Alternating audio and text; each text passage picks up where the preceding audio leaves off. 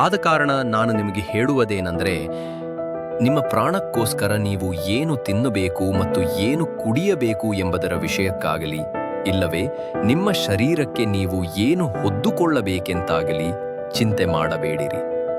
ಊಟಕ್ಕಿಂತ ಪ್ರಾಣವು, ಉಡುಪಿಗಿಂತ ಶರೀರವು ಹೇ.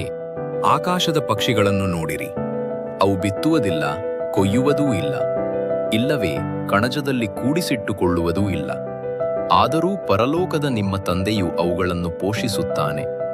ಅವುಗಳಿಗಿಂತ ನೀವು ಎಷ್ಟೋ ಶ್ರೇಷ್ಠರಾದವರಲ್ಲವೇ?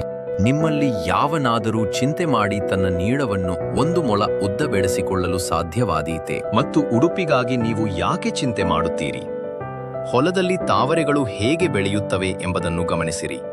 ಅವು ಕಷ್ಟಪಡುವುದಿಲ್ಲ ಮತ್ತು ನೂಲುವುದೂ ಇಲ್ಲ. ಆದರೂ ನಾನು ನಿಮಗೆ ಹೇಳುವುದೇನೆಂದರೆ, ಸೊಲೊಮೋನನು ಸಹ ತನ್ನ ಎಲ್ಲಾ ವೈಭವದಲ್ಲಿಯೂ ಇವುಗಳಲ್ಲಿ ಒಂದರಂತೆಯಾದರೂ ಧರಿಸಿರಲಿಲ್ಲ.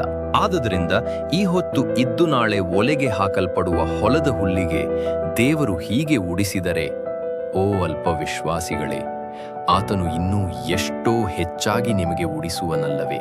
ಆದ ಕಾರಣ ನಾವು ಏನು ಊಟ ಮಾಡಬೇಕು, ಇಲ್ಲವೇ ಏನು ಕುಡಿಯಬೇಕು, ಇಲ್ಲವೇ ಯಾವುದನ್ನು ಧರಿಸಿಕೊಳ್ಳಬೇಕು ಎಂದು ಹೇಳುತ್ತಾ ಚಿಂತೆ ಮಾಡಬೇಡಿರಿ. ಯಾಕಂದರೆ ಇವೆಲ್ಲವುಗಳಿಗಾಗಿ ಅನ್ಯಜನರು ತವಕಪಡುತ್ತಾರೆ.